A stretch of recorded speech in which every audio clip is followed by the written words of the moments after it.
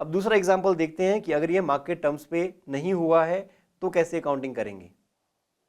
मैं इसी एग्जाम्पल में थोड़ा सा बदलाव करता हूं कि हमें जो 7 लाख रुपए मिलने थे फेयर वैल्यू के अकॉर्डिंग, 7 लाख ना मिलके सामने वाली पार्टी ने हमें 7,50,000 दे दी और मार्केट में उस एसेट की कीमत 7 लाख थी। अब जाहिर सी बात है, कोई हमारे एसेट की कीमत के ज़्यादा पैसे क्यों देगा? हम ये कैसे मान लेंगे कि हमें कुछ खास खूबी है कि फेयर वैल्यू उस एसेट की 7 लाख है और सामने वाली पार्टी हमें 7.5 लाख दे रही है? ऐसा बिजनेस में नहीं होता है, तो इमोशनल होने की ज़रूरत नहीं है। बिजनेस हमेशा सेंसिबल डिसीजंस लेता है। अगर कोई सामने वाली पार्टी हमें 7.5 लाख दे रही है, वो इस बात के दे रही है कि उन्हें ब्याज कमाना है एक्स्ट्रा 50,000 पे भी, तो एक्चुअल में जो हमें दे रहे हैं वो 7 लाख ही दे रहे हैं हमारे एसेट के बदले में। और जो पेमेंट्स हमने तय की है वो 6,50,000 ही तय की है कि हम 6,50,000 की पेमेंट करेंगे इस एसेट की राइट्स बाय बैक करने के लिए। हम 6,50,000 का पेमेंट करेंगे। उस एसेट की मार्केट में कीमत 7 लाख है, पर हमने 50,000 एक्स्ट्रा ले लिए हैं। इससे हमारे ROU एसेट और गेन ऑन ट्रांसफर पे फर्क नहीं पड़ना चाहिए, क्योंकि हम जो present value of lease payment है वो रिकॉर्ड करेंगे 7 लाख, पर इस 7 लाख में से एक्चुअल में इस एसेट को बाय बैक करने के लिए क्या पेमेंट कर रहे हैं, इस 7 लाख की पेमेंट में से हम 50,000 एडिशनल फाइनेंसिंग का पेमेंट भी करेंगे। इसका मतलब एसेट को बाय बैक करने के लिए हमने 6,50,000 ही दिए हैं। तो अकाउंटिंग वैसे ही होगी जैसे हम पहले कर रहे थे। फ्रैक्शन में हम present value of lease liability 7 lakh ना ले करके हम सिर्फ 6,50,000 लेंगे, क्योंकि 6,50,000 ही हम दे रहे हैं सामने वाली पार्टी को इस एसेट को सेल एंड लीज बैक करने के लिए। हम 6,50,000 की कीमत दे रहे हैं। 7 लाख इसलिए दे रहे हैं क्योंकि सामने वाली पार्टी ने हमें 50,000 एक्स्ट्रा दिया है, तो मुझे लायबिलिटी में तो दिखाना पड़ेगा ना कि हमें इन्हें 6,50,000 एसेट के देने हैं और 50,000 एक्स्ट्रा भी देने हैं, क्योंकि इन्होंने हमें सहायता दी है, एक्स्ट्रा फंडिंग दी है।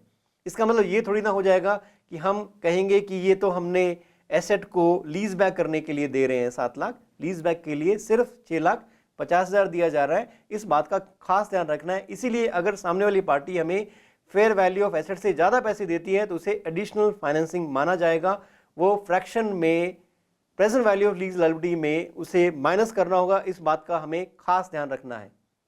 तो सेल एंड लीज बैक अगर अबव मार्केट टर्म हो जाती है तो हमें क्या करना है, जो present value of lease liability है उसमें से 50,000 माइनस करके हम ये तय करेंगे कि 6,50,000 ही present value of lease liability है इस एसेट की लीज बैकिंग, इस एसेट को लीज बैक करने के लिए। तो हम फ्रैक्शन यूज करेंगे वही 6,50,000 और फेयर वैल्यू ऑफ एसेट माना जाएगा 7 लाख।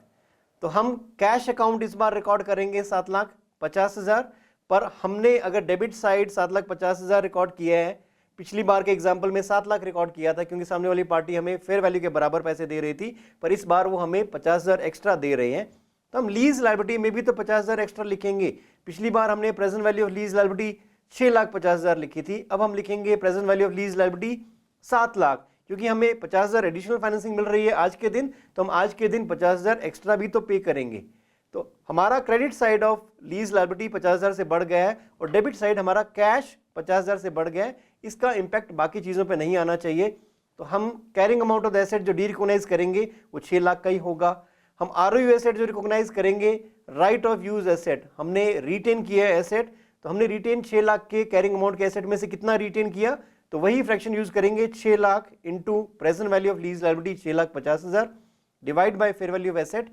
हमें ROU एसेट की कीमत मिलती है 5,57,143। अब हम ये देखेंगे कि हमने गेन कितना रिटेन किया और गेन कितना ट्रांसफर किया। सामने वाली पार्टी अगर हमें फेयर वैल्यू से ज़्यादा पैसे दे रही है तो वो गेन नहीं हो जाएगा, वो हमें पैसे दे रहे हैं एडिशनल फाइनेंसिंग के लिए। तो गेन कितना है, गेन उसी रूप में तय होगा जैसे हमने पहले तय किया। अगर कैरिंग अमाउंट एसेट का 6 लाख है और fair value of asset market में 7 लाख है, इस एसेट को मार्केट में बेचते तो 7 लाख का बिकता, हमें 1 लाख का गेन होता, पर हमने इसे बेचा भी पर लीज बैक कर लिया तो कुछ गेन हमने रिटेन कर लिया।